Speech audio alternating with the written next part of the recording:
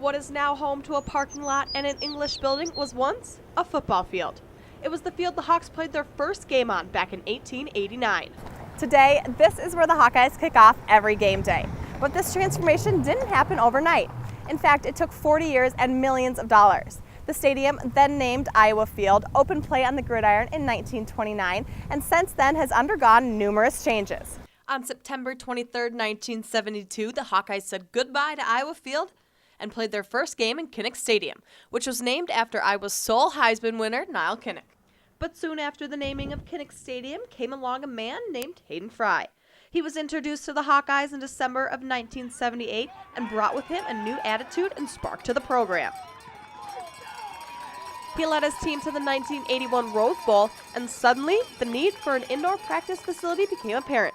The bubble went up 4 years later and helped Iowa prepare for postseason play indoors. Kirk Ferentz then took over the team in 1999 and continued building the Hawkeye program. Fast forward 13 years and looking at programs like top-notch SEC schools, the bubble just wasn't cutting it. The thought of building new practice facilities came into conversation when Coach Ferentz realized he was a bit behind in terms of continuing to be a competitive organization in both the Big Ten and nationally. I probably should have been advocating for that longer, further back, because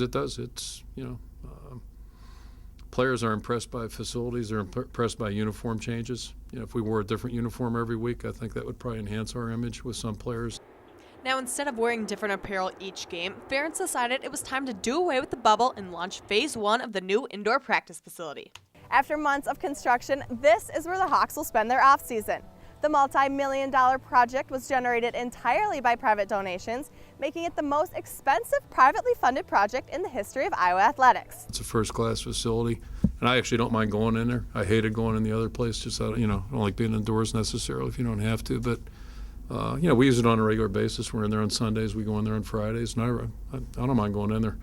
It's really a beautiful building, and it's got air and all that stuff in there, so it's like air you can breathe. So it's really good. But it's not just the gridiron where you can see changes. In 2011, the renovations of the hardwood at Iowa turned Carver Hawkeye Arena into a state-of-the-art building. Home to basketball, volleyball, and wrestling teams, Carver underwent a $47 million project that added practice gyms and a new strength room, constructed simply out of necessity. The building had not had any work done in 27 years after its opening in 1983. However, the changes that fans will see won't come in the form of hardwood or a bench press. The vision is that these expanded features will improve the overall strength of UI athletics, and in time, more people will come to the games, helping to create the atmosphere of old Iowa basketball. But this isn't all that Hawk fans will have to look forward to. Phase 2 of the football facility will add a lobby that will act as a Hall of Fame space for fans to continue admiring Hawkeye athletics. Kate Constable, Daily Iowan TV Sports.